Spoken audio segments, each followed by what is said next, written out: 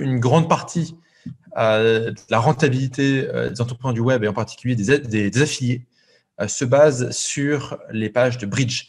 Fondamentalement, avant de montrer des exemples concrets, une page de bridge, c'est une page qui va servir à transformer la température du trafic. Vous savez, en marketing, on distingue 3 températures de trafic, le froid, le tiède, le chaud. Le froid, c'est un mec ou une nana qui n'est même pas conscient qu'il a un problème et donc, par définition, il ne connaît pas des solutions et il ne connaît pas votre solution.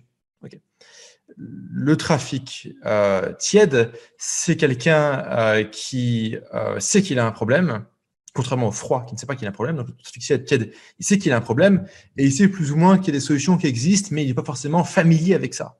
Le trafic chaud, c'est une personne qui sait qu'il a un problème, très bien, qui sait qu'il existe des solutions. On peut aussi définir le trafic chaud comme une personne qui sait que vous existez déjà. Alors, fondamentalement, si je vais vous demander, il n'y a pas tellement de catégories qui sont plus faciles à vendre que d'autres, enfin, auprès de qui il est plus facile de vendre que d'autres. Le trafic froid, il y a un travail d'éducation énorme à faire.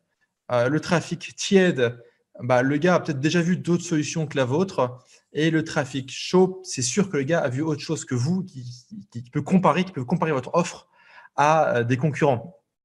Donc, c'est peut-être aussi beaucoup plus compliqué. Vous savez, la beauté du trafic froid, c'est que les mecs, en fait, ils ne vont pas vous comparer ce que vous avez à vendre aux autres parce qu'ils ne se sont pas encore posé la question. Mais ce qu'il faut faire, c'est qu'il faut très rapidement amener cette personne à être sensibilisée à la thématique. Et c'est pour ça qu'on a des pages qui s'appellent les pages de bridge. Une page de bridge, c'est une page qui va prendre quelqu'un qui est froid ou maximum tiède et le rendre tiède ou chaud. Okay.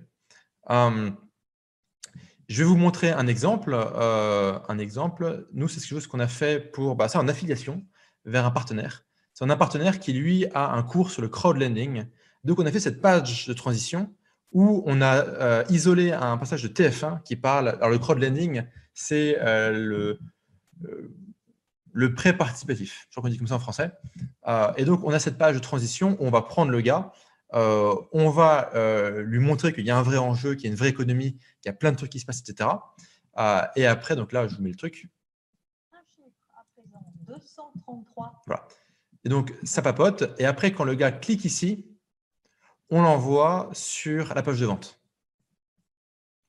Et donc, on a préparé le gars à être sensible à ce message, à cette thématique. Ce qui est beaucoup plus efficace, très souvent, que d'envoyer un mec cash sur une page de vente.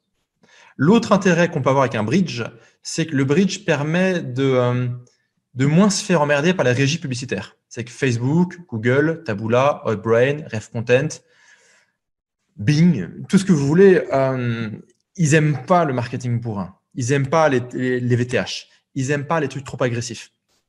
Donc, en fait, si la publicité envoie sur une page comme ça, eux, ils font « Ok, la page est tranquille, on cite TF1, c'est gentil, c'est tout beau, tout propre. On ne voit pas de marketing trop agressif et donc ça leur va. »